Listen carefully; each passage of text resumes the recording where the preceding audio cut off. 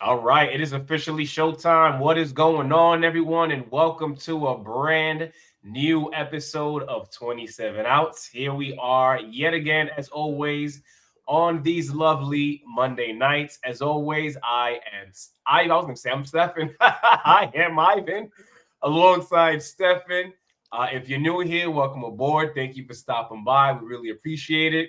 To everyone who is here on a regular. We know who you guys are. You guys know who we are. Thank you for rocking with us always. Not only is it a brand new episode on this Monday night, right? But it's Roberto Clemente Day. I think I chose the wrong day. For those of you who were here last week, Stefan, remember I had the Puerto Rico shirt on?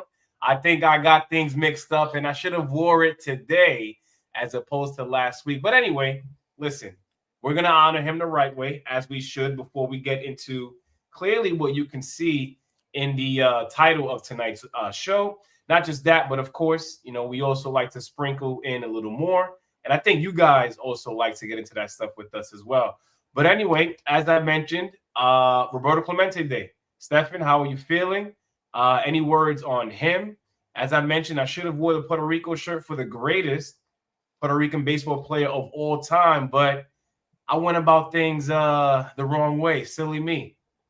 Yeah, I mean, I didn't notice until like we got a text message from Rick, like, yo, you guys doing it? I'm like, damn, I forgot even today was the day because I'm so wrapped up in what we're gonna talk about, the conversations we're gonna have. So I didn't really have time to like prepare something because funny enough, I got a Pittsburgh Pirate hat in the closet just sitting there looking at me. And I could have worn it today, but I didn't. It didn't hit me until Serious question, bro. I know we're on the Clemente topic, but I gotta ask you: do you have all 30 teams or no? Close to in I'm hats, I'm about. Oh yeah, I'm about there. bro. That should be illegal if you got all 30 teams, bro. I got. New era, I yo, sponsor the show, sponsor this guy. Forget the show, sponsor him. So I'm about maybe six hats short. So you have 24. Yeah, That's crazy, bro. yeah. You're a And madman with the and hats. most of the shit I got, like I got a Kansas City Royals hat. I got the Kansas City Royals hat with the World Series patch on the side. I have yeah, I gotta go through the closet, but one day I'm gonna take a picture on socials and show y'all all the shit I got. Yeah, I wasn't thinking about that, but now that you say that, Stephanie, we gotta you gotta speak to the fam over there to try to help you get a picture of literally because not only have I known for as long as I've known you now for, right? But we've shared it on the show a couple of times. Clearly, we're talking about it here tonight. So I think you have to let us in on this mysterious hat closet that you have in the crib, bro. Listen, I would like to see a picture. nah, we all right. So we got something. I'll put something together and we'll make sure that we get some. Matter of fact, before the next show, I'll tweet out a bunch of stuff that I have. Not tweet out, we'll put it on TikTok, we'll put it on the IG as well, and then we'll share it with the folks on YouTube. But I got about maybe right now in the tuck, I got about 40 in them. Just sitting in there. I gotta go through, you know, what works, what don't. Listen, take your time. If it's gonna take some time before we actually see this picture, I don't mind, but I do want to see it at some point. But so what I'm gonna do is I also want to add to the collection before I show it to y'all because I want to This get to guy. about 27, 28. You know what I mean? Because we close, but you know, So um, do you know which teams are missing? Quickly, that'll be my last uh, question because I want to get back to the Clemente, I got acknowledgement. the But Tampa Bay Rays are missing, but I want the Stingray joint, the classic. hmm I need the Milwaukee Brewers for sure. Uh, I'm looking for a retro Montreal Expos joint. Seattle Mariners, I need. I mean, I have one. I have the old pilot one, but okay, I need. Yeah, we missing a few, but all right. we about close to there. But listen, today is if you're a Latino baseball fan, if you're a Puerto Rican baseball fan, if you're anybody who understands this man's significance, today is a day that we should celebrate. And I love the fact that Major League Baseball is allowing players to wear number 21. To me, 21 should be retired all throughout Major League Baseball. I think if you're going to do the same thing for Jackie Robinson, you should do the same thing for Roberto Clemente because of what he meant and how he died. He died being charitable, flying to Nicaragua, trying to get supplies and different things to the people of Nicaragua. He died basically on a missionary trip that he never even got to take. So, like that alone, like his philanthropy should be the reason why his numbers are, or his number is retired rather. And Rob Manfred, do the right thing, man. Do the right thing, enforce it.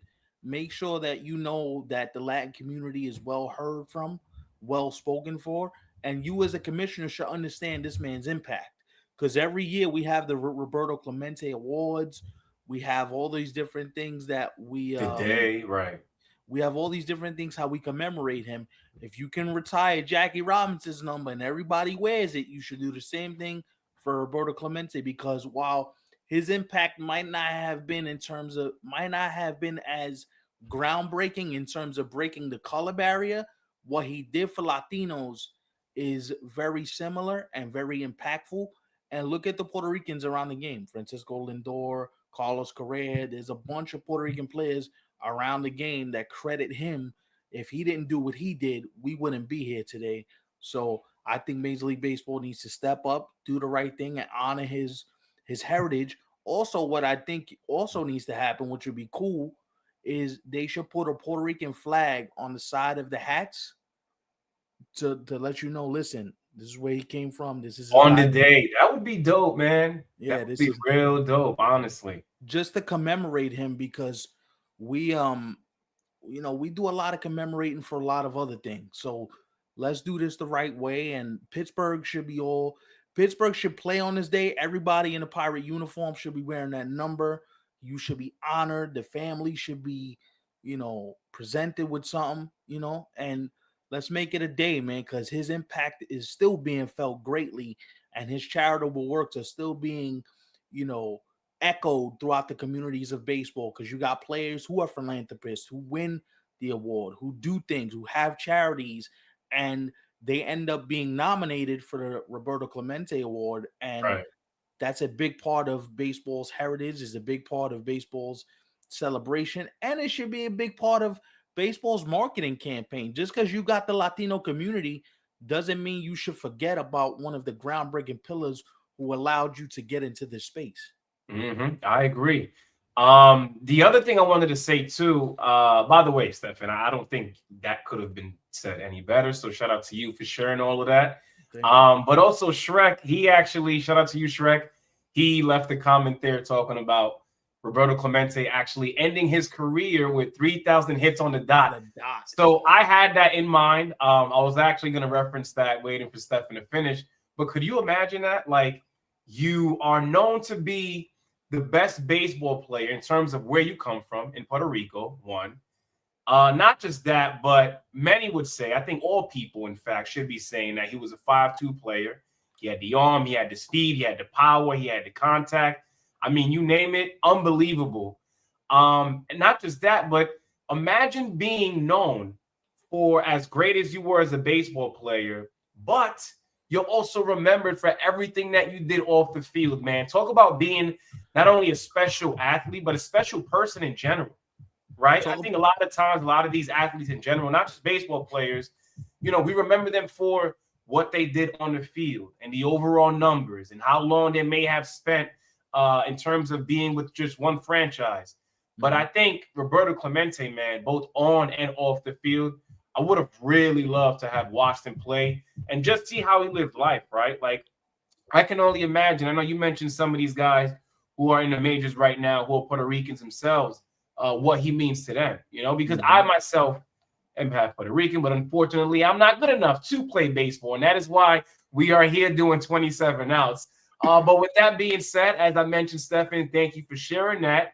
But yeah, let's get this show started. Unless you have anything else you'd like to say. Nah, we good, man. But you want to talk about, he was the first 5'2" player to ever play the game. So there should be a 5-tool award.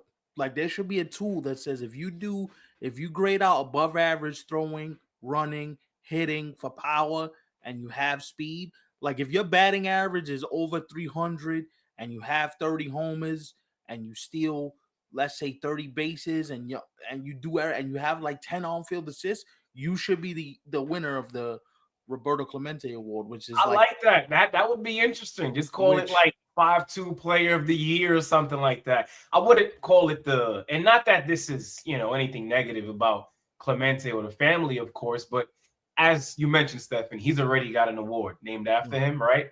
But just nah, the because of 5-2 his award, impact on the game, yeah, that right? And 5-2 like his award will be good. overall approach on the field, I Mm-hmm. think Yeah. making that an award in itself would be interesting because I think 5-2 players aren't really how they once were in terms of how many players could be, I would say, categorized as that now. Yeah, and the beautiful thing about it is when a 5-2 player plays now, you notice it.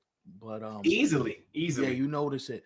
But RIP Roberto Clemente, we had to get into it. But let's start with some injury news, man. It just came across the wire before we hit record. Yordan Alvarez left the game tonight against the Rangers with an ankle sprain. Now, we don't know the severity of the ankle sprain. That I haven't been able to confirm. But just when you thought the brother was starting to get his rhythm, he was starting to look like he was himself at the plate, turns an ankle, and now we gotta wait and see what his prognosis is. But it's just, I guess this is the year of injuries, right? Like every time we're on this show, we discuss somebody that got hurt, somebody that might miss a chunk of time. We thought we were gonna have to go live, the other night when Tariq Skubal left his start in Miami, and we preparing like, hold on, did this dude just blow out his oblique? What do we gotta do? Like, you called me damn near, like you texted me like, yo, live tomorrow. If it's bad, got space cleared, we doing this. Like, I'm not playing. And I was like, I'm with it. You know what I'm saying? Like it, and thank God it wasn't as significant as we all feared it to be. But injuries suck, man. They suck. They change the game for all the wrong reasons. And this is another prime example of that. So get well soon, Yordan Alvarez. And it's just another injuries that the Astros have to overcome. Lance McCullers Jr. was also recently placed on the IL. They don't think he's going to come back and pitch for them this year. Now you're dealing with the Alvarez situation. They've had a couple other pitching injuries that they've dealt with early in the year too. Josh Hader's still down. So they got a lot of questions in Houston right now. And if you're Seattle, you're smelling blood in the water and you're trying to get this division snatched up and wrapped up before we get to real, game time here. You know what I'm saying? We're Right. getting down to the nitty-gritty. So Listen, I truly hope, right? I truly hope that Yordan Alvarez is able to come back because there's not much time left, right? One thing that I did forget to say at the top of tonight's show was the fact that we, in terms of September, right? Like we only have 2 shows left. You've got next Monday, the following Monday after that, which isn't actually going to be a day where we go about things how we typically do, because I believe, correct me if I'm wrong, but the season ends on the 28th. So that final Monday, when we do the last show of September, would be on the 29th. So it'd be more of a preview and things like that. The season would be over and we'll be getting you ready for the playoffs. Exactly. So I say that because Alvarez being hurt, like, listen, I don't know if 2 weeks is enough time for him to be able to get back on his feet, especially with an ankle. Now, I know a lot of people say, oh, he should be fine. He doesn't play defense. Listen, Yordan Alvarez, he's a bigger guy. He's got some weight on him. And as you mentioned, Stefan, the way he was balling since he came off of the IL, which wasn't that long ago, right? Like that's the unfortunate part. Like you came back, you started showing not just the Astros, but the rest of Major League Baseball what a lineup that features Correa, yourself being Alvarez, Altuve all over again. Like you were damn near giving people nightmares in the American League. I hope he heals. I hope he bounces back quickly because without him, there just isn't much hope in the Astros, I would say. Well, but listen, I already know, you guys, already know where I stand when it comes to the Mariners. I'm not going to really add any more onto what you had just said, Stefan, because for me is like, how many more injuries do the Astros have to go through before the Mariners say, you know what, we want it? That's true, but I got to correct something you said. He is playing the outfield full time because Altuve is the DH. Altuve. But now what happens though moving forward? That's the question that Dana Right. Brown. That's the question that General Manager Dana Brown and the whole staff have to work through. Mm-hmm. Okay, do you even risk putting this brother back into the outfield, knowing that if he turns it again, God forbid, it's really significant? It might be looking a bit, weary for the Astros at that point. And then you're also putting Jose Altuve at a disadvantage because his fielding numbers have not been great this year. His fielding numbers have been below average. So you already are at two spots where you're compromised, and to me, two bad spots to be compromised is second base. And good thing Jordan's not a center fielder and he's playing left, which is a shorter field at Daikin Park, but I still call it Minute Maid because I don't that's where like that name, dude. Like Minute Maid is. I'm with you, bro. It's Minute listen, Maid. It has it's to Minute be. Maid to us. All right. I know the corporate sponsors say it's something else, but to me, it'd always be the juice box. All right. It also doesn't sound like normal. Like I know it's correct in terms of like, what it actually is today. But when you speak about the Astros, you talk about, their home field, it doesn't come off as Minute Maid Park does, Well, it's crazy because we're talking about them in a second. I still call where Cleveland plays, I still call it Jacobs Field. I don't care nothing about the progressive field and progressive family field or whatever you call it I've now. I've I've grown to adopt the progressive field, but I feel N- you. I'm not mad at Not you. me. Right. That'll always be the Jake progressive field. I listen. We ain't doing that. Like it's always gonna be to me. It's always gonna be Jacobs Field. I'm always gonna know it as Jacobs Field. It's always gonna have that vibe to me because as a kid, I remember back then they were the Indians. They weren't even the Guardians. You had Mm-hmm. Jim Thome, Manny Ramirez, Albert Bell, Roberto Alomar, Omar Vizquel. Kenny Yeah, Lofton. Kenny Lofton was on that team. Yeah. I Uh also miss the old logo too, man. oh, Like, listen, I know some people got their panties in a bunch, and that played a big part in Major League Baseball ultimately telling the team, like, hey, listen, you guys got to change the name, you got to change the logo, like the whole 9 yards, right? But right. when you just look at the face, like that image, man, like I don't Mhm. know. I'm not even I wasn't even an Indians fan at the time, right? Nor am I a Guardians fan now, but just what it looked like on a hat, on a Yeah, jersey, I it could was fire. I could see why you'd say that, but I also can see the Native American population having an issue with it being derogatory towards them. So I could see where that's a bit of an issue. Mm-hmm. But speaking of the Guardians, listen, I know what you said, Shrek. They're not catching the Tigers. Here's the thing: they made up 4.5 games in 2 weeks. You're 6.5 back, and you have 6 games to play against these dudes starting tomorrow night. I sent you their schedule, Ivan, Mm-hmm. and whether you can do it or not, the fact remains is you have a chance to do this, right?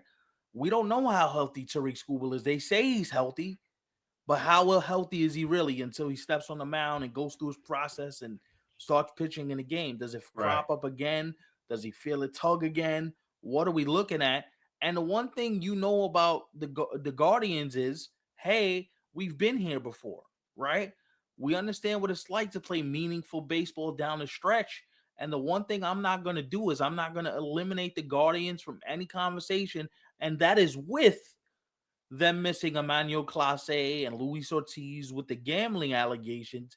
It just feels like to me the way the Guardians play baseball, they call it guards ball, where they steal bases. They're very fundamentally sound. They catch the ball.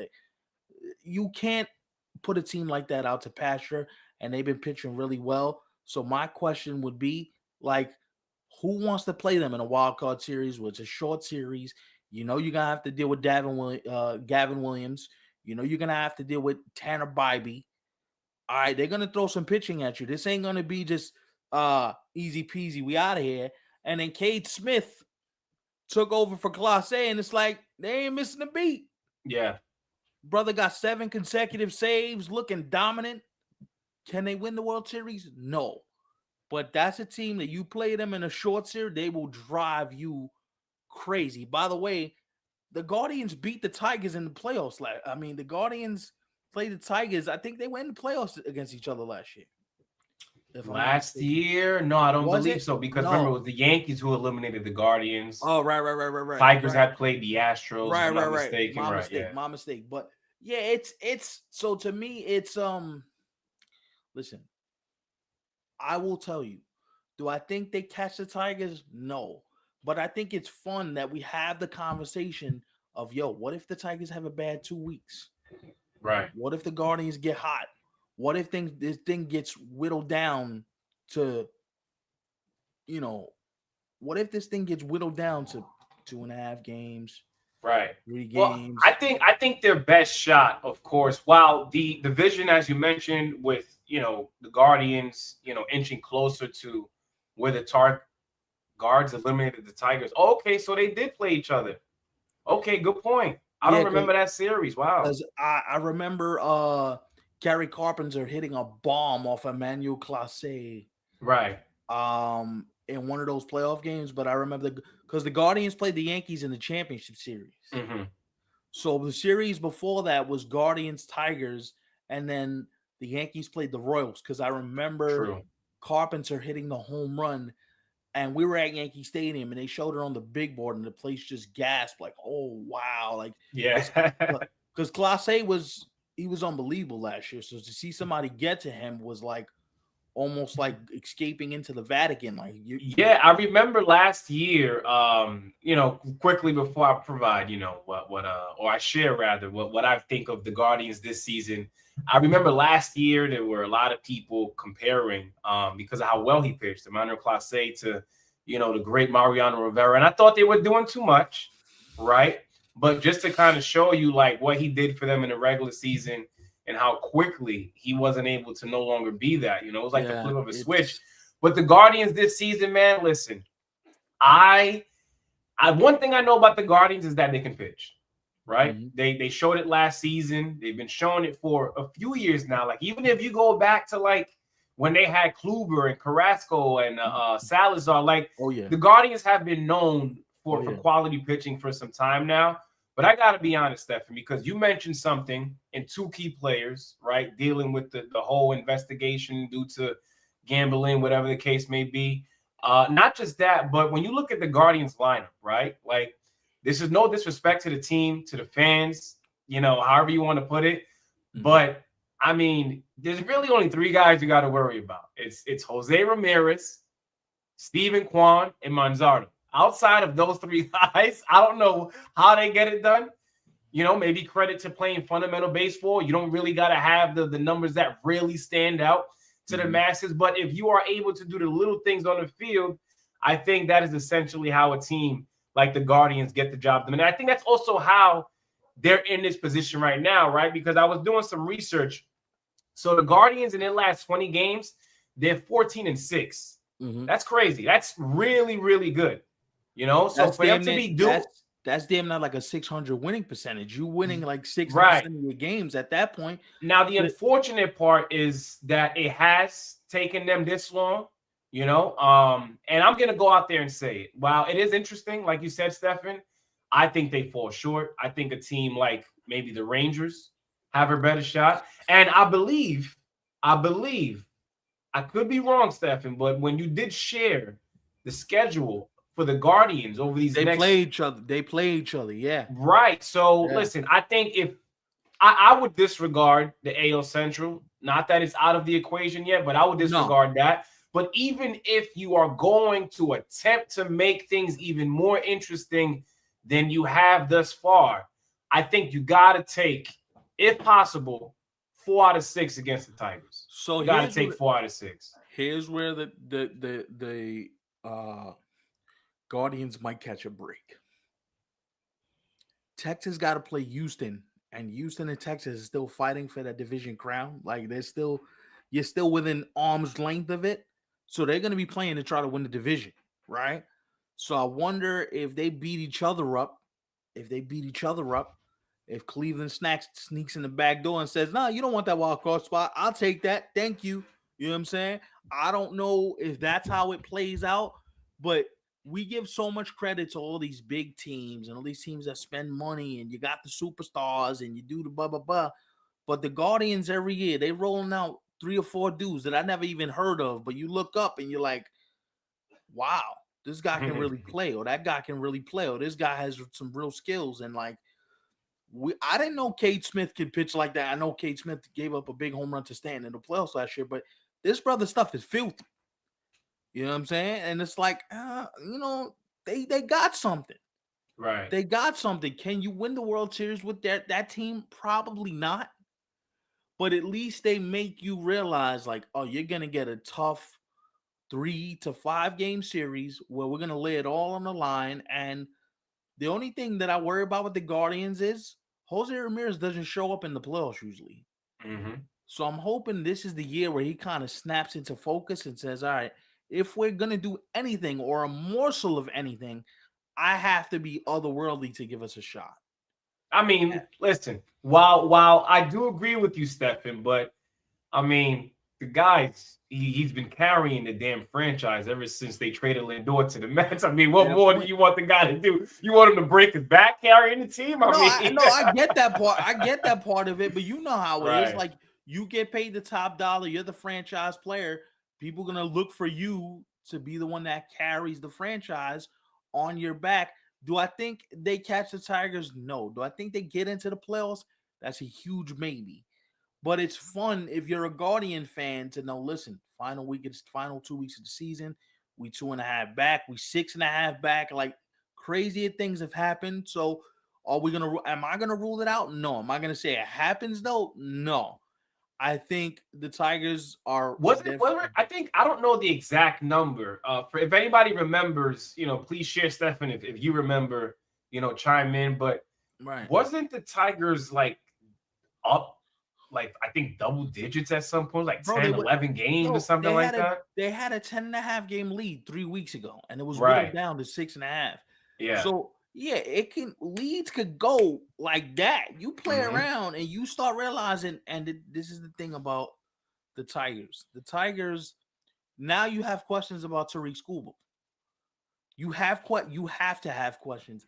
If you don't, you're lying to yourself. To me, when you look at the Tigers, you knew Tarik Skubal was the guarantee. You knew he was the guarantee surefire win. He goes into game 1, we got to win. Yeah. Right? We don't even know how healthy he is right now. They're going to say he's healthy. He's going to say he's healthy. Right? But we don't know that to be true. Nobody really knows to be true other than the Tigers, their medical staff, and him himself. And even if he is, though, Stefan, who's to say that it doesn't flare up again, over the next 2 weeks? Or worst case scenario being in the middle of a playoff game, which I would hate to see. Right. And by the way, I know, Stefan, you just shared, with everybody who's watching right now. Shout out to you guys who are tuning in tonight. You said that we were basically gearing up for, him possibly no longer being available for the Tigers, right? And it wasn't because I was wishing that on Tarik Skubal or because I was wishing for the Tigers to like suddenly have this downfall with just 2 weeks left to the season. But it was like, yo, holy cow, like that would be newsworthy if you really think about it. Like the Tigers are, for a lot of people, a favorite in the American League, right? I wouldn't disagree with that if you felt that way. Not just that, but again, going back to my point just now, if he does come back, who's to say that it's not going to bug him again? It's possible. And then, what the Tigers' biggest problem is? If it does, who's getting the ball behind him? Damn. I mean, no disrespect, but does it even matter? No disrespect. But at that point, listen, Tarik Skubal, and here's how important he is to that franchise, right? Because he has spoken well about playing for Detroit. He loves playing there. He'd like to stay there in the long run. But I think we can all sit here and agree that the Tigers aren't going anywhere if Tarik Skubal isn't right. Sorry to burst your bubble if you're a Tigers fan, but that's just how it is, unfortunately. I could say the same thing for the Yankees, right? The Yankees aren't going to go anywhere if Aaron Judge goes down. Now, I know you might say, he don't play in the postseason. Listen, regardless, certain teams, I think all teams actually, right? Like we just finished talking about the Guardians. You tell me what happens if J-Ram goes down. That's it. Your season's over, right? That's like living in hell. So like, this is why I'm very leery of Like, I'm gonna tell you this right now. If Roman Anthony was with the Red Sox, the Yankees, it's night time for y'all. Y'all have been going home, early. Because Roman Anthony, you seen this? You seen the stats with the Red Sox without Roman Anthony since he's been down? They're under 500. Damn. And they're scoring like a run and a half less per game since he's been and hurt. It looks like teams have been starting to get to Chapman now. Yeah. I saw him, he get roughed up a bit. Yeah. On Saturday, Bellinger hits the double in the gap. Mm-hmm. And I'm like, how do you get to that pitch? But he hits an absolute rocket. The game before that, they're out in Sacramento. And the A's put 2 great at-bats on him. And I'm like, could you imagine? And listen, we're Yankee fans, right? But for you guys who do watch and know about what Aroldis Chapman has done, in the past, especially in September, in October. And I'm sorry, Red Sox fans, Sox fan for life, you're not here. Hopefully the universe brings you guys here, TD as well. But could you imagine if Aroldis Chapman goes on to have the season that he had, and he waits until, who knows, the final week of September or for the playoffs to finally just implode, fall off? We've seen it before. I don't want to see it, right? Because as we've spoken on the show already, and we've said it more than once, this is by far his best season yet in his career. And that's at 37 years old. Which is remarkable, but he is known for it. Yeah, but you wonder how much gas is left in the tank. That's one, at his advanced age. And the second thing I worry about, to be quite honest with you, is the pedigree. Like, the moment you get into a rough spot in the playoffs, that might be catastrophic time. Like, we might be headed for like, damn, he blew another one. Damn, this is looking crazy. You know what I'm saying? So as much as we don't want to think about that, because the guy has been absolutely sensational, Yankee fandom aside, forget all that. I love baseball. I want to see the best baseball players perform when it's time to perform. Same. Like, I don't care what anybody says. It is disheartening what's happening to some of these guys, man. Bo Bichette going down with the knee. He's actually getting a second opinion on his knee. And there's no timetable for his return. Like, I hate that, because Bo Bichette was killing the entire year, and he's about to be a free agent. He was about to cash in and make some serious money. Now his whole thing is put into question, right? Like, I hate it. I just think injuries are terrible. They're just terrible. And, you look at it, like, the thing I look at too is like, why do they have to happen at this point in the season? Why did Roman Anthony have to go down like that? Because he was good for the Red Sox. Why did Zach Wheeler have to deal with what he's dealing with? Why do these play? Like, why? Why does the universe align in a way where you take the best players from us when the games really get important and start to matter? Like, this is why I've said this, and I haven't said this publicly here yet. I think the Phillies are the healthiest team left in the playoffs, and that's with Trey Turner and Alec Bohm being down, and of course Wheeler's done for the season. But to me, the Phillies are the deepest team because they look like the healthiest team right now. Like, you still have Harper's out there, Schwarber's out there. What a season he's having. My God, you want to talk about cash in when it's time to get the money. My God. And you're like, they're the healthiest team in the National League, because even with the Dodgers, and as good as the Dodgers are, we'll get to them in a sec too, they got injury concerns. Their rotation is getting healthy. Snell, Glasnow, and Yamamoto all being healthy at the same time, but everywhere around there is injury concerns. Yeah, that's the unfortunate part, man. And I remember a couple weeks ago I had said something here on the show. I don't know if any of you guys remember. I was saying, like, listen, there's gonna come a time where, and we're seeing it happen in real time, where you got teams. And these aren't just any injuries, right? Like, we are talking about injuries that could literally revamp the playoff picture. And shout out to Ray.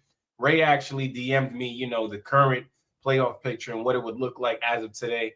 And I quickly hit them with Ray, it's interesting, but this could look very different over the next 2 weeks. It could change in 3 days. Yeah, it could be due to an injury. It could be due to a team just not playing good ball. The Mets being a team who we're going to talk about here tonight. Like, there's literally a variety of reasons why a team could simply go from being in the playoff picture to not, and vice versa.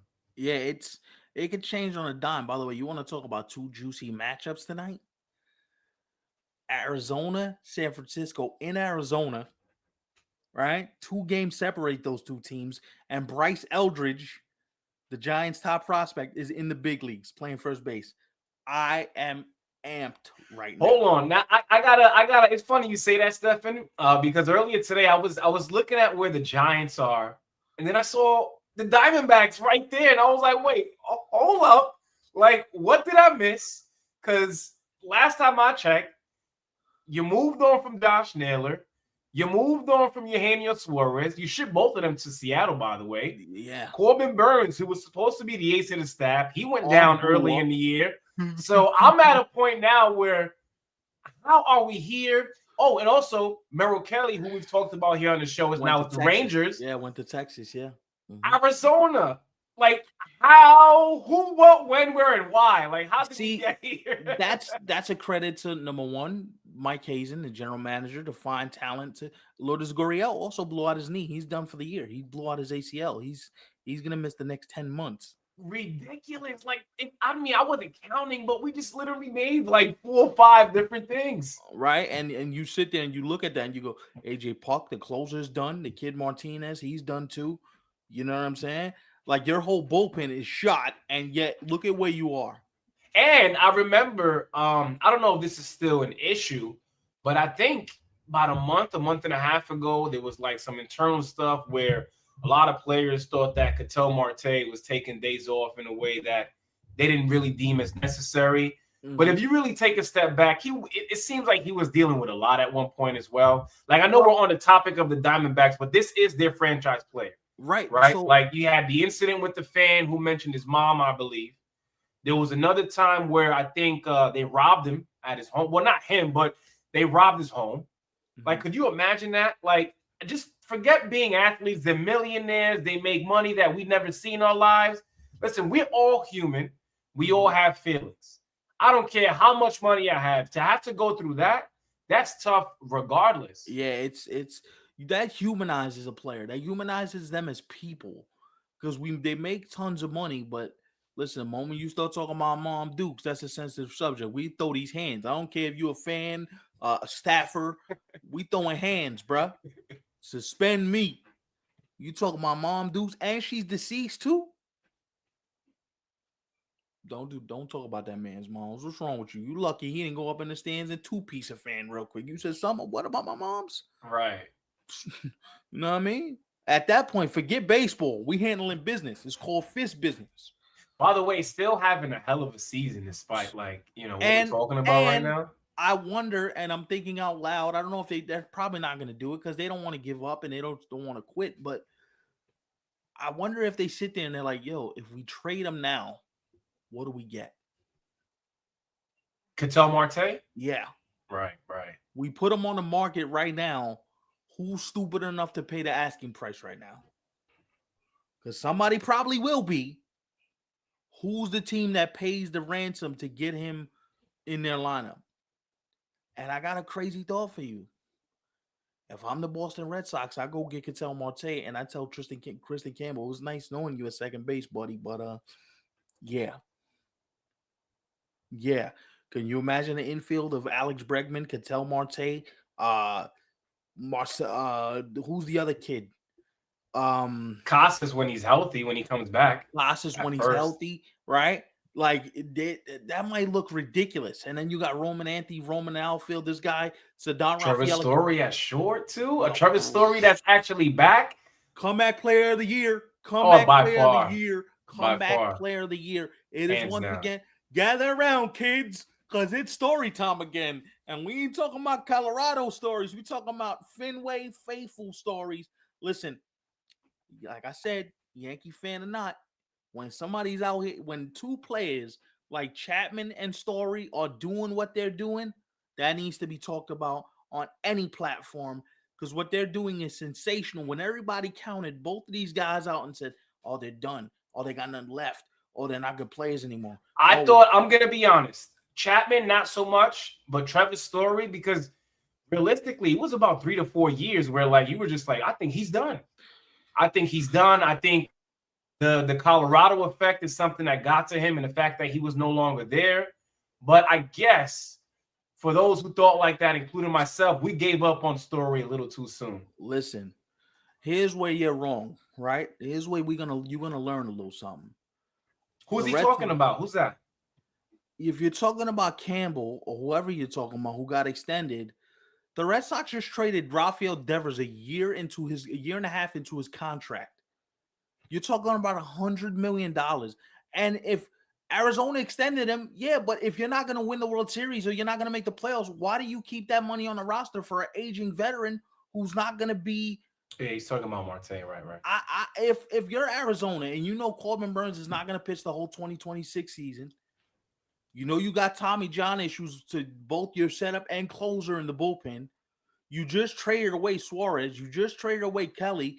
Zach Gallen's probably going to take the qualifying offer. That's fine.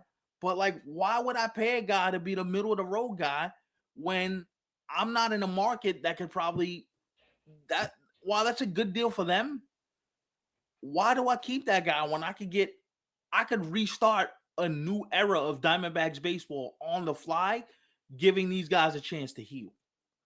Like, it just, to me, some things you just got to walk away from. And then the stuff that came out about him in the clubhouse, I could know they said they squashed it.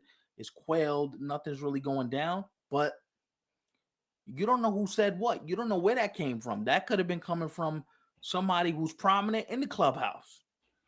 You know? So you don't know what could happen. And 6 years at 105 is not a lot of money in today's baseball. That's especially for a player of his caliber. Yeah. Like it really crushes me. Like I almost take it personal when I hear a player like Ketel Marte, Jose Ramirez, who was another player who we spoke about early tonight when we touched on the Guardians, Acuna, Ronald Acuna Jr. Yeah. I mention these guys because I don't know if you guys have heard me say it on the show before, but these are guys who are essentially playing for free.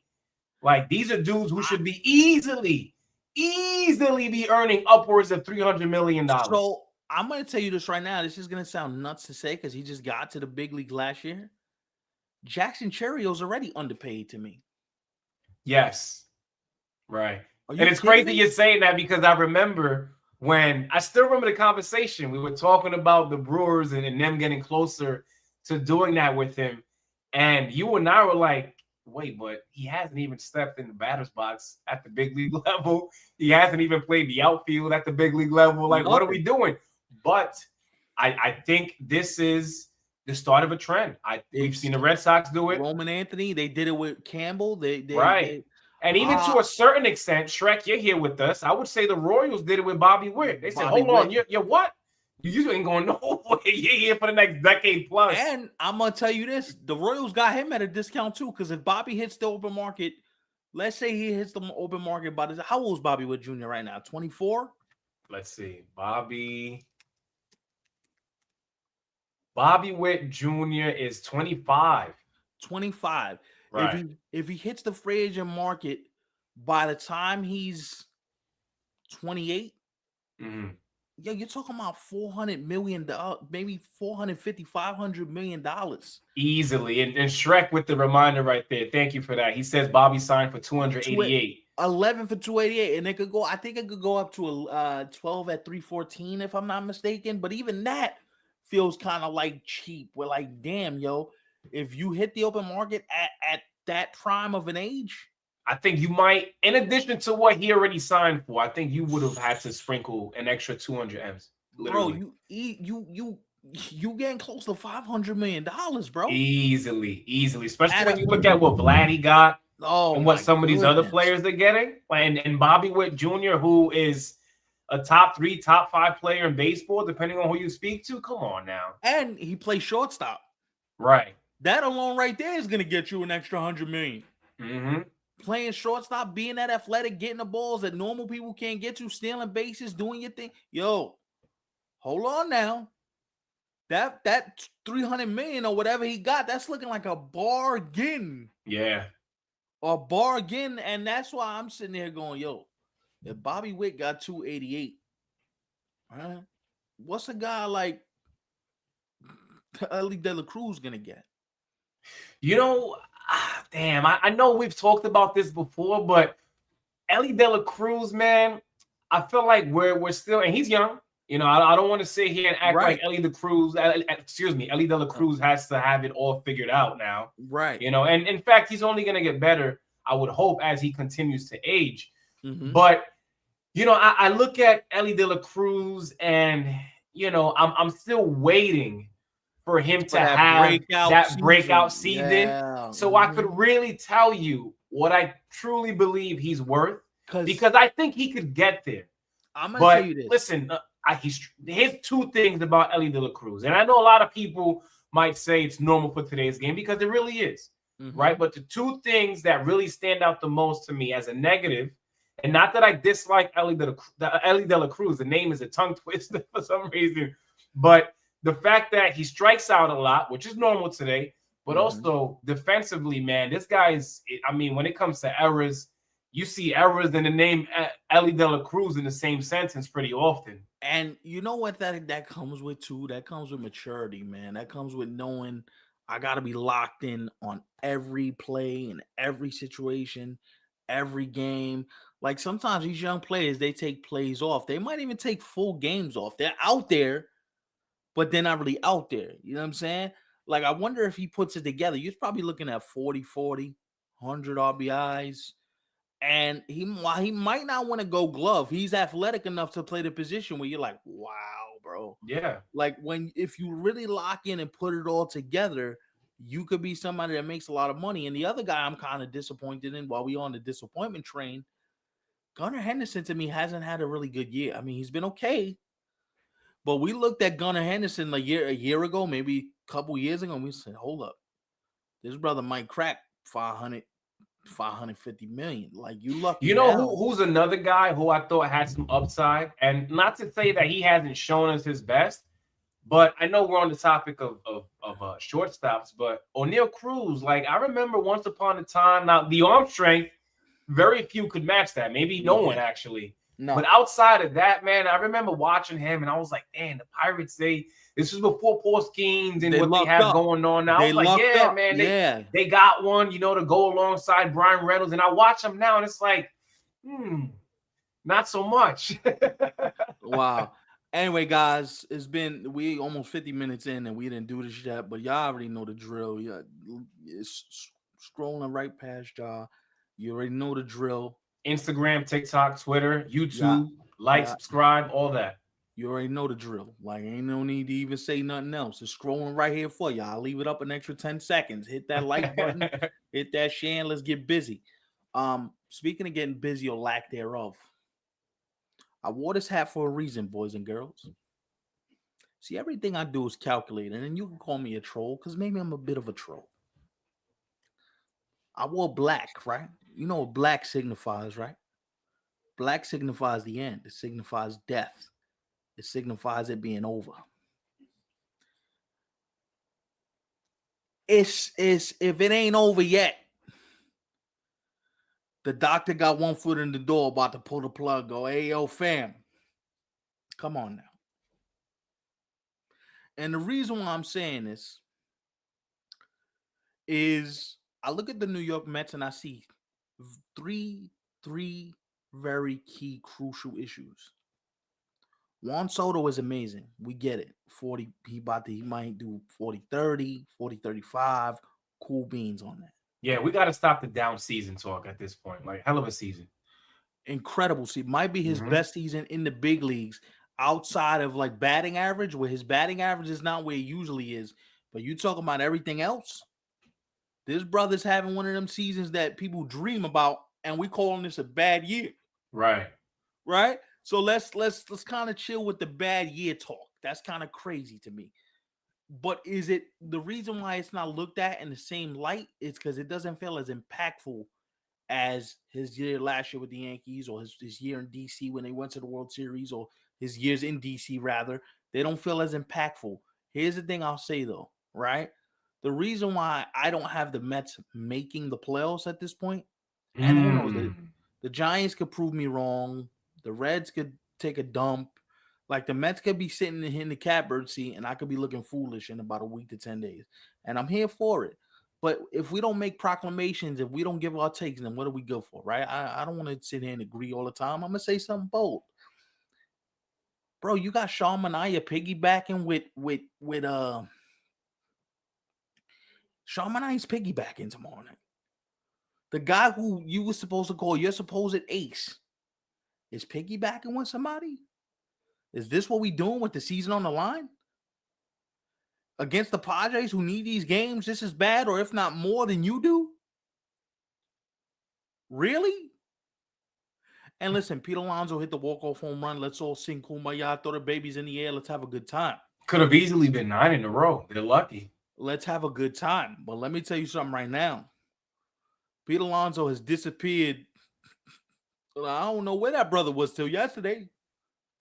And all this, Mr. Smile, Mr. Smile, Mr. Smile, Mr. Smile. Where you at, bro? Right.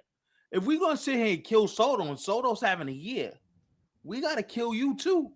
That's true because, listen, Stefan and I were two people, and we shared this with you guys earlier this year when it came to Juan Soto and the slow start. Stefan and I were here, just simply telling you guys, not you guys specifically, but Mets fans, we were on some hold your horses. I know you guys are new to having a player of this caliber on your team. It ain't really something that you guys are familiar with. No disrespect to Lindor and some of the other guys on the team, right? But I think they got ahead of themselves, right? And to really sit here now, what's today's date? September 15th on this Monday night, to say how the tables have turned, right? And I shared this with you, Stefan. We went from putting the Mets in the same conversations of the Dodgers, the Phillies, the Brewers, whoever you want to name right now in terms of the playoff picture. The Mets, once upon a time, were a part of that conversation easily. No ifs, ands, or buts, right? And now, I was holding on to the little bit of hope, right? What that hope was, I don't really know, but I just thought that this team is too talented to be in the position that they're in right now, right? And I don't know what the hell is going on over there. I mean, obviously, you talked about Manaea. Kodai Senga's trying to get right in AAA, even though I think it's a little too late at this point. But the Mets are trying to move the pieces in a way where maybe over the next 2 weeks, something might click, right? I highly doubt it. But I'm right there with you, Stefan, and some of the other people who say that the Mets are probably going to miss the playoffs. And even if you do make the playoffs, I mean, let's be honest. What for? So what for? Here's my thing. I'll say three things real quickly, and then we could keep going this back and forth. But you ever heard the saying? It's like moving the chairs on the Titanic, like on the deck. You're moving the chairs on the deck. The boat is about to crash, my boy. You about like a centimeter away from the iceberg. It's done, right? The reason why I don't think the Mets find this is there's issues in the clubhouse. There's chemistry issues. They don't seem to like each other very much. Don't know why, but there seems to be some friction as to why they don't like each other. Now, I could give a couple ideas, which I'm not gonna do. Because I don't want to, you know what I mean? Well, Stephen, what's funny, Stephen? Let me share. Not share anything, but I'm gonna say this to you. And if anyone who's watching right now, again, shout out to those of you who are rocking with us here tonight as we talk about the Mets and the fact that they finally have ended that 8-game losing streak, and they won the game, of course. But after you had shared, and you know exactly what I'm talking about. Do you know that they said there was a shift in the clubhouse in terms of the approach to the game that they adapted this year as opposed to last year? Last year, was Lindor being the guy who was up front and listen, we're gonna go about things how I approach the game.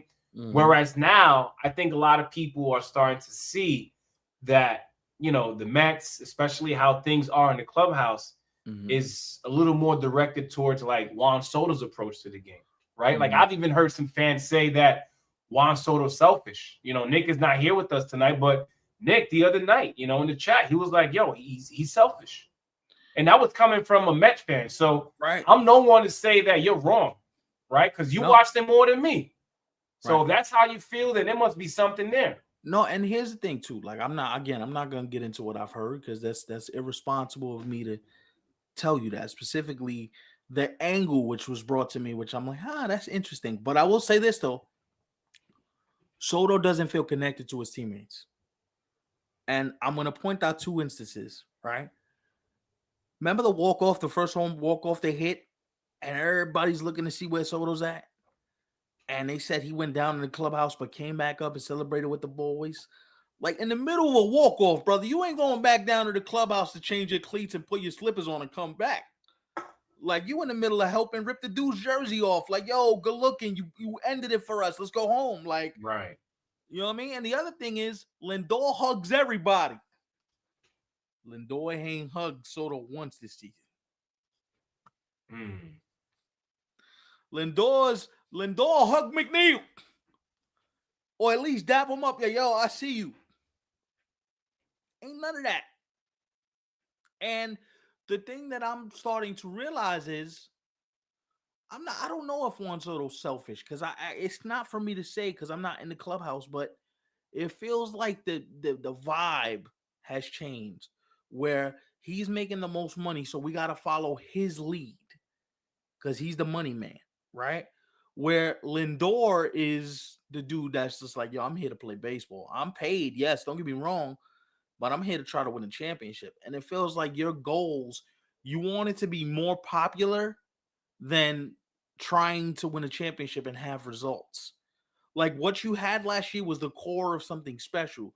And you could have built on the core by adding more pitching, which you see they are in need of right now, desperately. Big mistake that they actually made, not addressing it. You listen, I'm sorry. How is Max Fried not wearing a Met uniform right now? How is somebody like Blake Snell a couple years ago? Mets were in on him. How is he not wearing a Met uniform right now? Mm-hmm. I don't care that Burns blew out his arm. How is Corbin Burns not wearing a Met uniform right now? Because even if he's not pitching all of 2025 and most of 2026, you know who that is? He's one of them. And you chose to resign Sean Manaea? Really? I'm good on that. Right. And then you put the pressure on these poor kids, Sprout, McLean, Tong. What you want the kid? They're 12 years old. You want them to save you? 12 years old? And then the bullpen's leaking oil. Taylor Rogers can't get a big out. Ryan Helsley can't get a big out. Edwin Diaz crapped a bet on Saturday. What are we doing? Yeah, speaking of that bullpen, one thing that I do want to say about these guys quickly is, so at the deadline, I remember being hyped and, I was like, the Mets did something. I genuinely thought at the time, they bringing in Rogers and Helsley, I thought they genuinely, they bridged the gap. They were able to put the gap together, or bridge rather, that would eventually lead to giving the ball to Edwin Diaz in the ninth.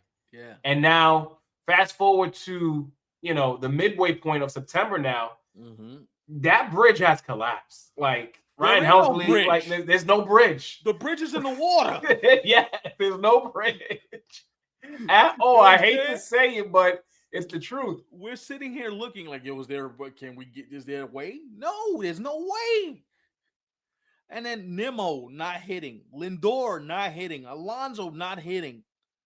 Cedric Mullins, I don't know what the hell happened to him. He forgot how to play baseball. He put on a Met uniform, and the brother's like, wait, how do I swing a bat? How do I? And I remember before the Mets even made the move, that was a guy who you thought would have been, a nice addition to the team. Yes. And they ended up making the move, and it has turned out to be an absolute disaster. Implosion, right? And then the other thing I think about too is now it puts into question, what are we doing for next year? Do I even bring Alonso back? Do I even tender him a contract? Why? What are we doing? I would actually go as far as to say this, Stefan. If you want to bring Alonso back, by all means, worry about that in the way that you'd like to handle it, I should say, right? But I don't even think that's number one on your list of priorities. Like if pitching is not your 1, 2, 3 before we sit here and talk about bringing Pete Alonso back to Queens, you already starting the off season on the wrong foot, bro. See, but the thing is, while I agree with your point, and I'm not going to disagree with you entirely, we're going to get there in two different ways. Because there's nobody on the free agent market I want to pay right now. I hear you. But then here's the thing, though. When there is, they don't do anything anyway. So this is where you got to have. Because what you just do a few minutes ago, said this guy, why is he not wearing a Mets uniform? This is why there has to be a collaborative and hard conversation. You know what? We talk about time constraints and we don't want to keep y'all long. I got to get this point out and we got to bat this back and forth. We talking because this is the part where the GM and the owner are not on the same page. Inside baseball, let's talk about it right here, right now. The GM and the owner are not on the same page. David Stearns, to me, was a bad hire. Wow, really? Now, in retrospect, I look back on it. You know why he was a bad hire? Because David Stearns never believed in spending money on starting pitching. You are working for the richest owner in baseball and you don't believe in spending money on the league's premium position? True. But you give Sean Manaea $25 million a year, you throw 17 at Frankie Montas, so like that's going to solve your problems? Severino hasn't been great in Sacramento, but Luis Severino probably helps you. You know what I'm saying? And I'm sitting there going, yo, you don't know what the hell you're doing. Honest, you don't have an idea what you're doing. Because whether you agree with it or not, we were having discussions about Kodai Senga not even getting through full starts, and Kodai Senga is in AAA right now. Yeah, man. I think they put all of their eggs into one basket when it came to Sean Manaea and Kodai Senga being their 1 and 2. Juan Soto's a nice piece, right? He's a piece for a championship level team. You are not a championship level team. How you get there is you attack your weaknesses. I'm about to use a wrestling reference. You ready for this? The Mets are WCW. The Mets are WCW? Hold on. Follow me. Okay. They got all the big names. Nash, Hall, Ric Goldberg, Flair, Sting, Goldberg, right. Hogan, all the big names. We know who all these dudes are. Company went belly up in 4 years. Because you tried to grow faster than your infrastructure would allow you to grow. The Mets did not allow their infrastructure to grow fast enough to cover the idea of trading or of signing a Juan Soto. Right. You paying Kevin Nash and Scott Hall, and you barely selling out house shows, brother. You getting decent ratings on Nitro, but your ratings went up. You know what Juan Soto being on the Mets now, especially when you look at the current state of the Mets, right? Because that's our focus right now. You know, what they were supposed to be and what they ended up being. Where they're at right now. Yeah, with just 2 weeks left to the season. But, and no shade to anyone, but Juan Soto is on the Mets. It reminds me of somebody being broke but having designer in their closet. Right. So put it to you this way. Why way. are you wearing designer clothing when you don't even have it all the way right in your pockets? Let me put it to you this way, right? This is going to hurt me to say it, but I'm going to say it. It's like the Knicks traded for Melo. What'd you trade for Melo for? Blew up the whole damn team. I feel you. I hear you. Right. What you mean? You traded Melo, Gallinari, Felton, this one, they're all gone. Who's he playing with? Mike D'Antoni? Come on now. You signed Juan Soto before you even knew what type of culture you had. And you signed him because you had the biggest checkbook out of everybody in the sport, which is absolutely fine and dandy. But here's the problem. You had a culture problem even when Steve Cohen took the job. Because remember, we talked about Carlos Beltran being axed with the sign stealing scandal. We talked about Jared with the GM sending lewd pictures. We talk about Mickey Callaway sending lewd pictures to women, right? Like, your infrastructure wasn't ready yet. You hire David Stearns. He does some good things. He does some remarkable things where I'm like, okay, they're on the right track. And yet, your owner has such a compulsivity to spend because he likes new shiny toys. It doesn't work like that when the team around him is not going to be ready to compete. The team around him right now is, without him, I don't even think the Mets are in this wild card discussion. Oh, of course, forget about it. Without Juan Soto on the team, forget about it. With Alonso and Lindor being pretty good to like average to pretty good. You know what I think sped up this process for the Mets? And it was fortunate to see, if you're a Mets fan, if just a baseball fan, right? For those of us who remember the run that the Mets went on last season to, of course, they did fall short in the NLCS. They lost to the Dodgers. But to be able to make it that far, right? Where absolutely no one at the start of the season had the Mets making it that far. Yeah, you're right. And I think the fact that you did make it that far in 2024, making it to the NLCS, is where it was like, all right, we know Juan Soto's leaving the Bronx. We just made it this far. We got to make it a priority to bring him here. Now we got to make it to the World Series. And it was like, well, the team itself wasn't actually all that good just yet. You guys just so happened to ready. Yeah. You just so happen to, and I hate to be this guy, but fast forward just a year later now in 2025, I think last year's Mets just so happened to end up in the NLCS due to luck. I'm sorry to break it to you, but I mean, look at it. Just a year later, we're looking at a very different team. And a lot of those players on the team are the same. Yes, they essentially brought back the same exact team. You supposedly got better. Right. Of course, without bringing back Severino and Quintana. No, but your bullpen improved at the deadline, right? Like, you thought you had a bridge. Diaz was looking all right. Listen, we're not big on stats. I say it every show, but I got to share this stat. June 12th, you know what the Mets record was on June 12th? 45-24. They were the best team in baseball. You know what the record is since then? 31-49. 31-49 is crazy. That's 18 games. So you want to know what's crazy? If you do the math and you extrapolate this streak over 162 games, they're on a 100-loss pace. That's insane. Yeah, I don't listen. I think, are they a little better than what's been happening? Yes. But are they who they think they are, right? No. Are they who the fans believe and Mets fans believe they should be? No. Like, you guys are not World Series contenders. Absolutely not. You know what's even the bigger problem for me if I'm a Met fan? We spent $340 some odd million, $500 million if you had the luxury tax implications, because Steve Cohen, them pockets is heavy. Yo, you don't even get a home game out of this. You got to go on the road and hope you survive and make it back for the DS to get a home game or two.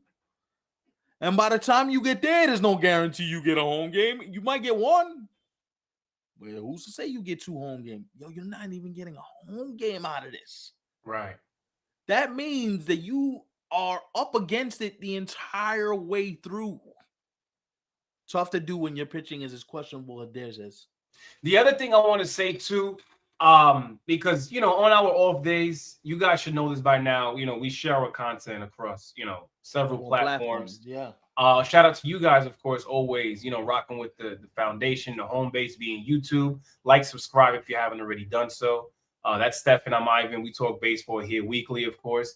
But damn, I had lost my thought. I was just gonna say something about the Mets. I had lost it completely. I hate that, but no. What the Mets need to do right now is, I would try and scale back the operation, bro.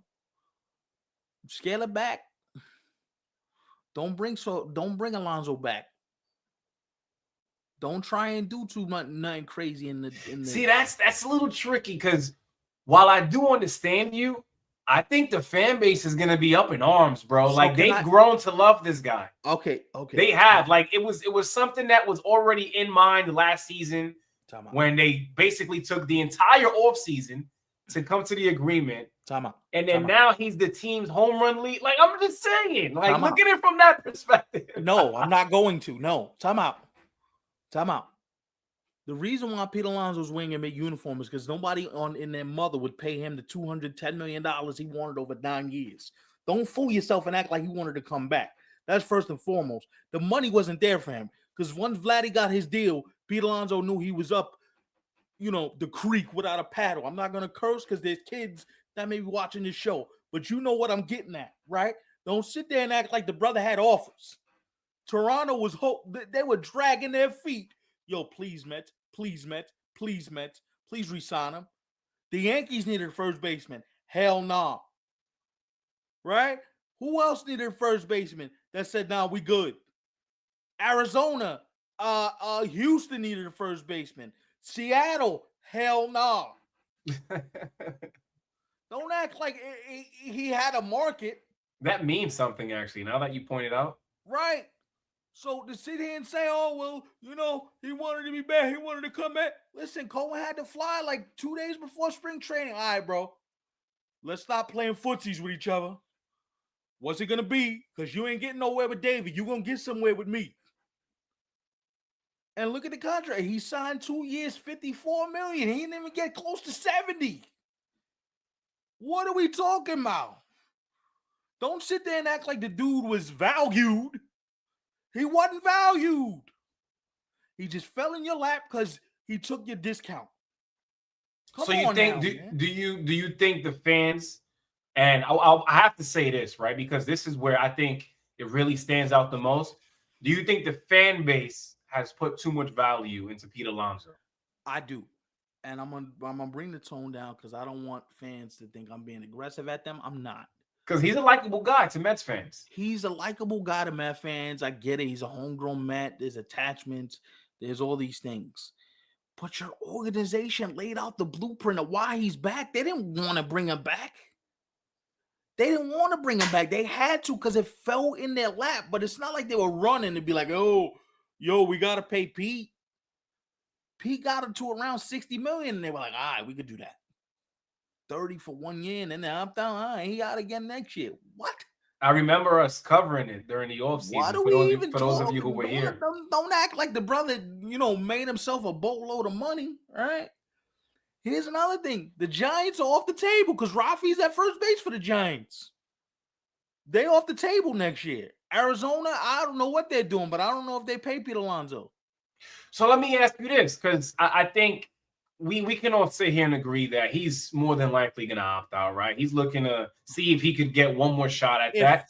He still doesn't get it, though, right? I don't think he does. That's why I wouldn't opt out. Because, this is – I want to give credit where it's due, but this might sound hypocritical because I'm going to give Pete Alonso credit, but I'm also going to take it away, right?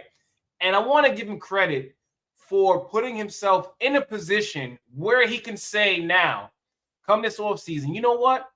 I'm opting out and I'm going to give it one more shot. Mm-hmm. But here's the twist. What if I told you, Mets fans, what if I told you Pete Alonso's numbers are only the way that they are now as I speak because Juan Soto is now on the team?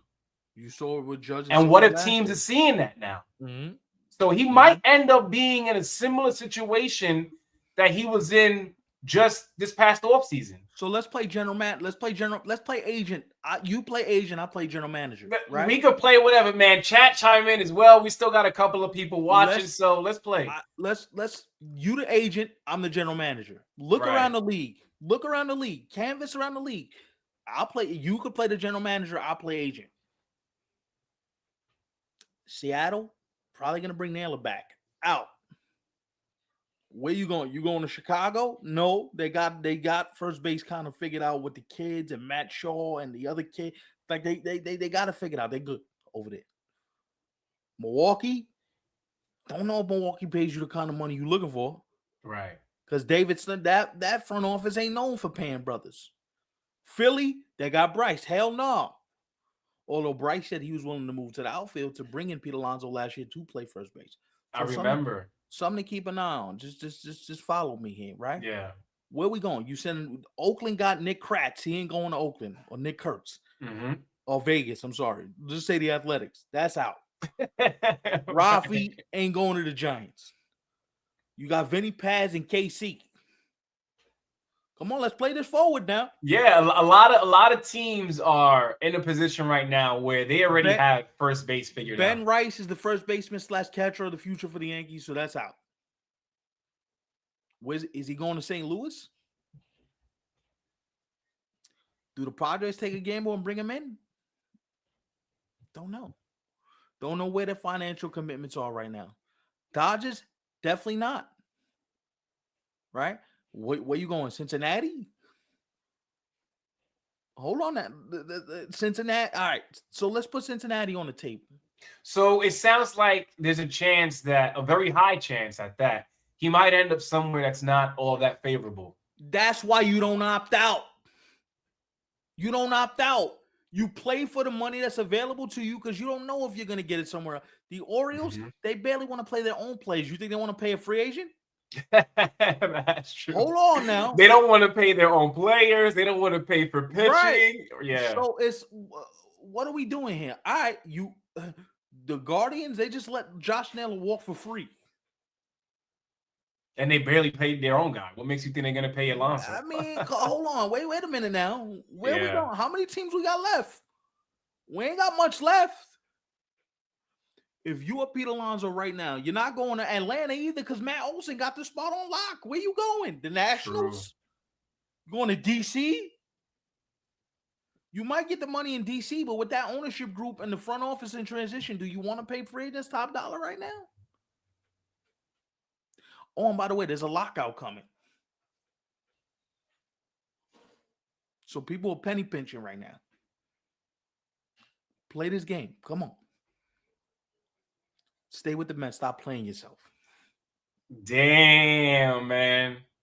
That was fun. That was interesting. Like we went from it being a Mets topic and where they stand to, what things could look like literally in just a couple of months from now. Because I'd have said Detroit, but Torkelson's playing his behind off. Yeah, ain't no need for Pete Alonso. Okay, all right. Now, who? Chicago, the White Sox? That where you going? You going to Colorado? I mean, he could pull a Chris Bryant, and I mean, if you want to bag that bag, go ahead, brother. Right. So if we even Texas, do you think Texas does this? I don't know.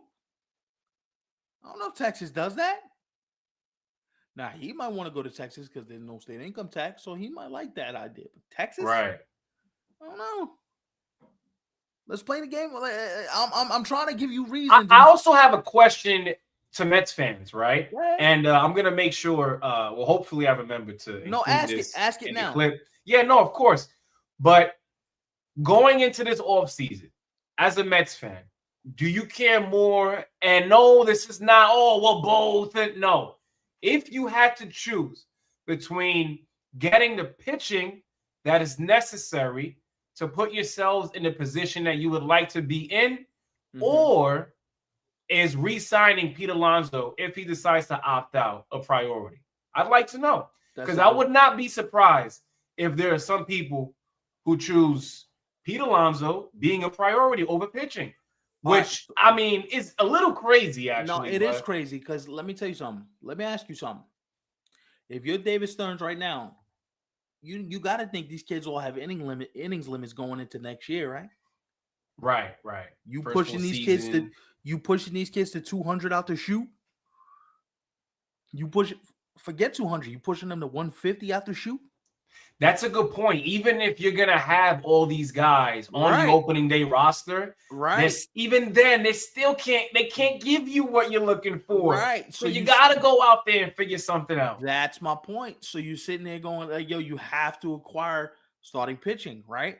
Like, listen, I know they're. I know Beatty, Vientos, blah blah blah. They have fans. Beatty has fans. Vientos have fans.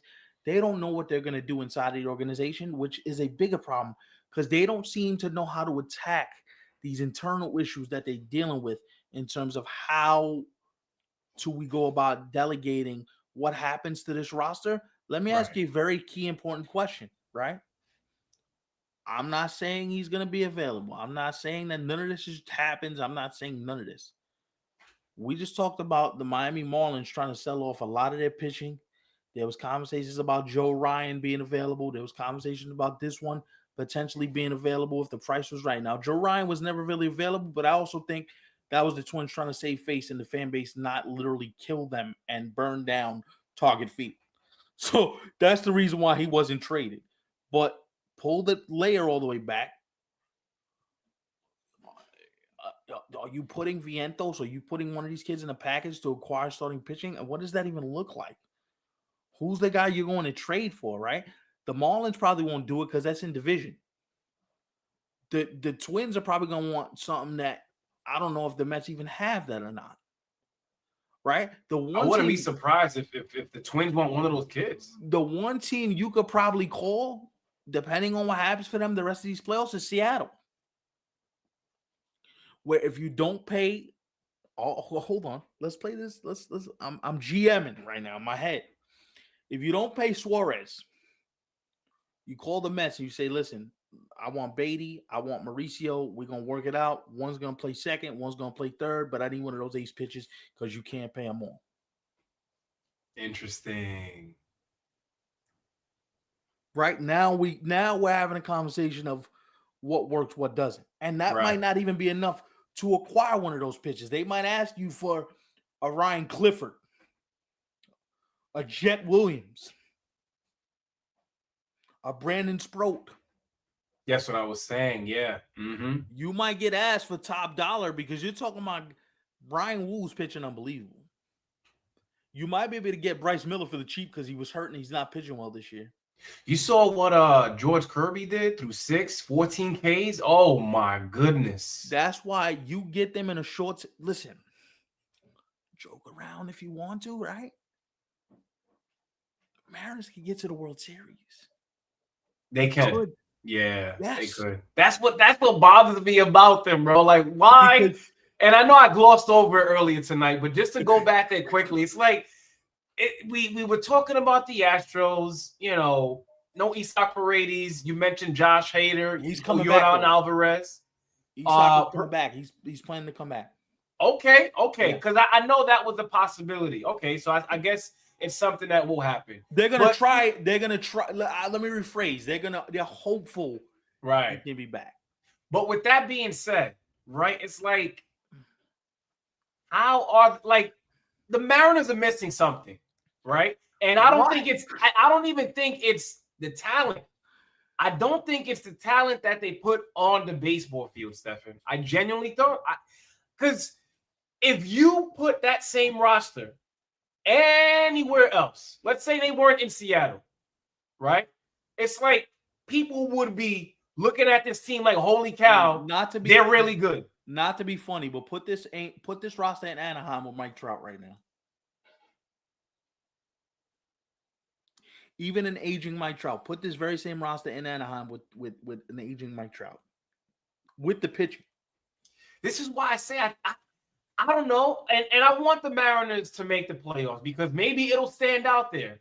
Where I said, you know what, Steph? Remember that show we did back on September 15th? And I told you the Mariners were missing something? Mm-hmm. Mariners, do the damn thing. I want to see you in October, man. And I'll have more to say about you guys then. And you know what? I don't want to see you as a wild card. Go win the damn division.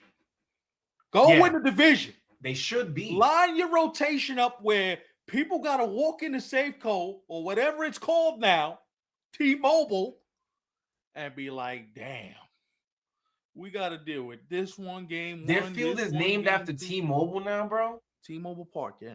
Oh my God. Yo, stop with these sponsored names, bro. I hate it. Like, I get it. I understand these companies, they lock into deals for X amount of years.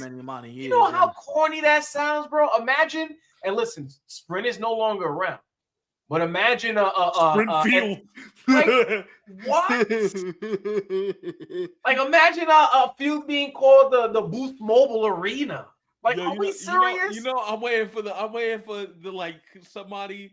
I'm waiting for like I don't know. I hate these names, I'll bro. be waiting for like let's just say the Orioles that they don't name it Camden Yards anymore. They name it Metro PCS Stadium or something like that.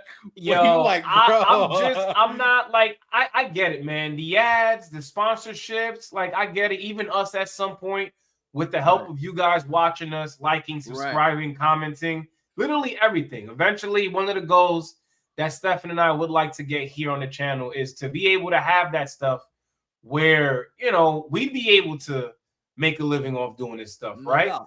But it gets to a point where, like, I would never want to name, you know, the show from 27 outs to, I don't know, bro, like what, T-Mobile baseball show or something? Like, I don't want to do that. The AT&T baseball podcast, like I would hate that, and that's what these teams are doing, bro. Right? So that's what they're doing. I'm just saying, listen, you walk in whatever the stadium is, you're walking into Seattle. Brian Woo's waiting for you. Logan Gilbert's waiting for you. George Kirby is waiting for you. That's just 3 of them. I didn't even get to, you know what I mean? Like, hold on now. And then if that lineup actually decides, let's put our big boy pants on and let's hit a little bit. Hold on now. I mean, they better, because I might sound crazy to a Mariners fan right now, but ain't no way you going into 2026 with this same exact roster. Things got to change. No, there's no way you're going into 2026 with the exact roster. And I'll take it a step further. You might not go in with the same general manager, president. Your whole team may look different. Because they literally went for it. They shot their shot. If this ball clanks off the back rim and doesn't go in, and you get eliminated before you even have a chance to show what you can do, where it's the best of 3 instead of the best of 5, where you have the decided advantage in a best of 5 series, even if it's against Houston, you would have the decided advantage because they're coming to you and they don't got nobody to match up with what you matching up with. Hunter Brown is, I'll give him a puncher's chance because that kid is filthy. But Framber Valdez hasn't pitched well. Last 2 months been shaky. Right? We don't know how healthy Javier is right now. Seattle has the decided advantage. So my best guess would be, and we're leaving right now, but my best thought would be Seattle should be in the championship series. They should be. I agree. And if they're not, it's a failure. Things got to change. Yeah. And you know, we sit here and talk about but you know, all they needed was the talent. You got it now. Now, if you don't go get it, I don't want to hear nothing. And this is where the team like the Mets, to circle back and finish the point. You watching in Seattle more than the Mariner fan. I'd have Met scouts at these playoff games, yo. Who could we go get? Who you think got the temperament to handle New York? Because every game, even though it's Seattle, every game is going to be ratcheted up to 900,000. The intensity level, the fan base, all that. One of these kids is going to dominate, and that's the kid. Whoever it is, that's the kid that I want. Right. Met fans, you got a tough decision to make. Because do you want to win 1 championship possibly, or do you want to try and win 3? And the manager is going to lose his job at the end of the season too. Carlos Mendoza? Yep. So you think that's almost damn near guaranteed? Set in stone. Listen, 2 names. 1, Carlos Beltran. 2, Mark DeRosa. The interview process is stopped right there. Don't hire no Mark DeRosa, really? Don't hire no external candidate. Don't do none of that. The 2 names you should call first. Carlos Beltran's already in your front office. He shouldn't even have to interview. Yo, you want the job? All right, cool, show us. Right. He actually played at that I think the alumni game the other day. If you want the job, all right, cool, the shows, you got that. If you don't, the next guy I'm calling is D-Roll. Straight up. Yo, you just finished managing the WBC team. How we feeling? You're a Jersey kid, local boy. I know you live down in Atlanta, but you made enough money where you can move back to Jersey. It's home. Damn, don't tell me we're gonna lose D-Roll from going to the network to the Mets now, bro. Don't take away from the network, bro. That's a huge loss for them. I'm just saying, because his breakdowns, he's good. He's great at his job. It's a huge loss for them. But imagine what he would bring. Because the thing I like about Mark DeRosa is he wasn't a star player. He sat on the bench a lot. He learned from Bobby Cox. He learned from Davey Johnson. He learned from Tony La Russa. He learned from some of the best managers in the game. And the way he breaks down tape, you know his brain is firing at a faster level than them. And he knows everybody because he watches all these games. His extensive film study on, this guy's weakness is this guy don't do this guy is this guy is that. Like, he can tell you, his brain is literally a computer at this point. He's been at the network for like 10 years. Yeah, and he's also like he's not all that young, but he's still young enough to the point where he could still relate to a lot of guys who are playing today. Yeah, he just got off the field. He finished in Toronto 2013. So it's about 12 years. He ain't that far removed, but you're around these guys because you're the manager of the WBC team. Listen, you got Aaron Judge to commit to you before any other players even said yes. That should count for something. I'm not saying they hire him, but call that brother right now immediately. Jersey boy. It's a conversation that if, again, the Mets do decide to move on from Carlos Mendoza, then I'm sure we're going to have to, dive even deeper when it comes to what they're going to have to do moving forward. Yeah, I think so too. I think so too. For sure. But speaking of moving forward, that was fun, man. Yeah, it's a wrap. It was good. I like how we spent some time there on a couple of topics, really giving everything that we had. Shout out to those of you who stopped by tonight. If you made it this far, thank you. For those of you who are watching after the fact, I feel like I haven't said this in a while. We see you guys behind the scenes. We always know that some of you guys cannot catch the show live, but either way, the show is still available for all to see. That's why you should always like, comment, share, subscribe, tell a friend to tell a friend. And as I mentioned earlier tonight, we only got 2 more shows left, man, before October. So let's have some fun next week. I'm springing this on you live in a moment, but what do you think about this? Let's have next week be like a watch along style where we turn on the big inning and watch like a bunch of games from around the league and just have fun. I'm down because, as we said, the following show is going to be a preview of the postseason, right? And we're simply going to focus on the teams that are going to be in the playoff picture at that point. I mean, I'm down, bro. What I'm saying is let's just shoot the ish next week. You know what I mean? And have everybody turn on the big inning, follow us. Let's have some fun, and we'll be with you for about an hour. Well, here's the thing. So we gotta. You see, this is the tough part about baseball, man, because we say that now, and like 3 crazy injuries will happen when we come hit the air next Monday at 9 p.m. and then we can't do the big inning thing. So let's do this. No. All right, but we can cover it with inside the big inning. We can have discussions. The chat could be live. Like it could, listen, that could be like, yo, thank you for the season tip.